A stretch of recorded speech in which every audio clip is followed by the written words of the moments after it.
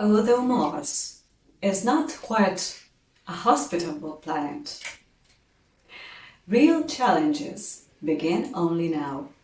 If we ask, what comes after Mars? Most people will say Jupiter. And they'll be right, if we only think in planets. Yet there is something incredibly exciting between Mars and Jupiter, the so-called boundary between the inner and outer solar system, the asteroid belt. That's where we are heading. There are two main theories about the origin of the belt. Phaeton theory.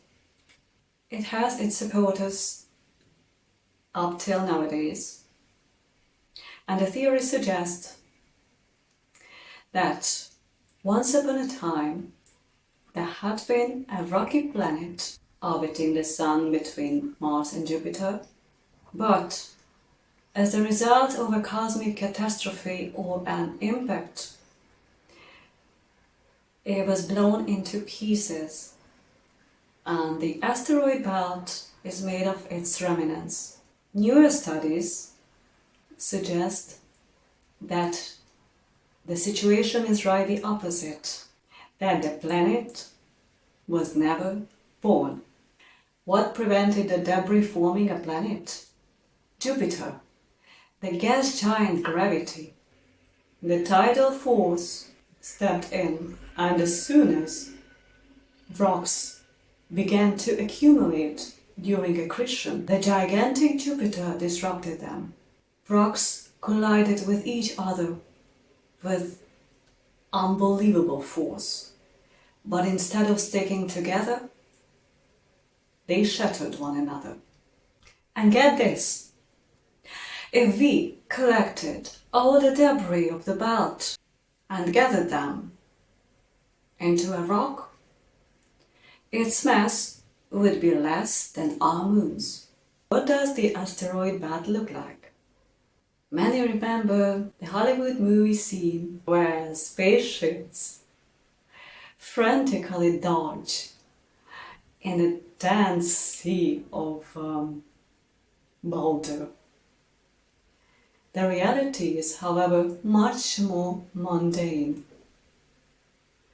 The average distance between the asteroids is 1 or even 1.5 million kilometers, which means that if you landed on one of the rocks, you could hardly see its neighbor with a naked eye. The chance of a rock hitting a probe or a ship is 1 to 1 billion. NASA's probes Pioneer and Voyager made it easily through the belt. So will we. And of course, Jupiter shapes the belt even today. Its resonance creates empty spaces, also known as Kirkwood gaps. Although there are millions of asteroids in the belt, and each of, or almost each of them, possess a number, there are a few of them worth being studied closer. The first one is Ceres. It's not just an asteroid, but a dwarf planet. Its mass is 1/3 of the mass of the belt. The Dawn probe was sent to this spherical body, which discovered baking soda-like salty deposits in its craters. And this dwarf planet might also have salt oceans or ice beneath its surface.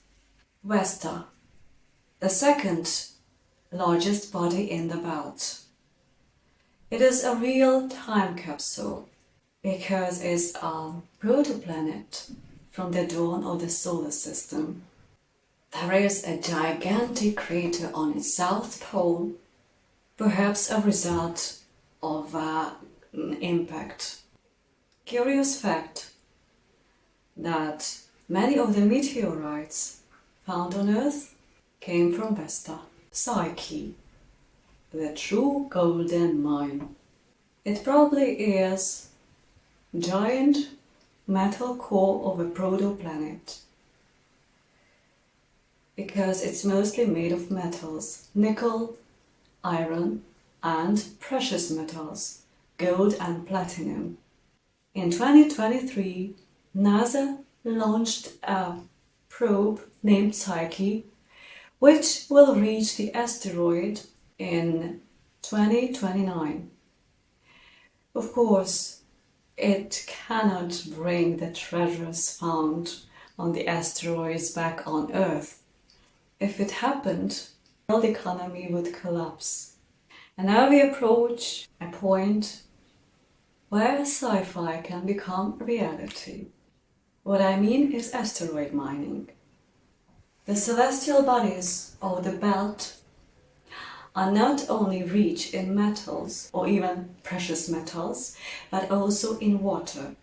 So, if there's water scarcity on Martian base or lunar base or even on Earth eventually, we are likely to mine water from the belt. What's more, future starships or robotic rovers can possibly be manufactured in the belt. But here comes a threat. Hopefully, we will not fight a war over the belt in the future. It would be more productive if we got the treasures by means of cooperation. But this is opposite to human nature. And talking about human nature, let's mention some of the archetypes. Traditional astrology ignores the celestial bodies of the belt. Karmic astrology, however, states that what we give a name, we give a destiny. So the asteroids might influence their surrounding and us. Most of them are named after goddesses. They fine-tune the raw masculine energies of Mars and provide a transition to Jupiter's wisdom. Ceres, the archetype of a nurturing mother, but also a possessing mother. The patron of agriculture indicates the cycle of grief and rebirth. Pallas Athena, one of my favorite archetypes. It's not that typical feminine woman, but a wise woman and a patron of defense. The other favorite of mine is Juno, as it is not that traditional submissive wife, but a wholesome partner and ally. Vesta, the protector of the sacred fire, the archetype of the alignment to spirituality and dedication. As you see, space is everything, but not empty. And although it is dangerous, the asteroids in the asteroid belt pose no threat on us. We learned a lot of new things.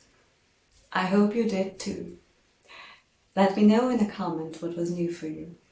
We continue our journey, but as we approach the gas giants, our fuel is running dangerously low.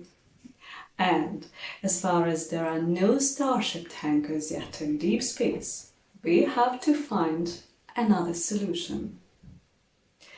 Subscribe to the channel so you'll learn in the next episode how we solved it.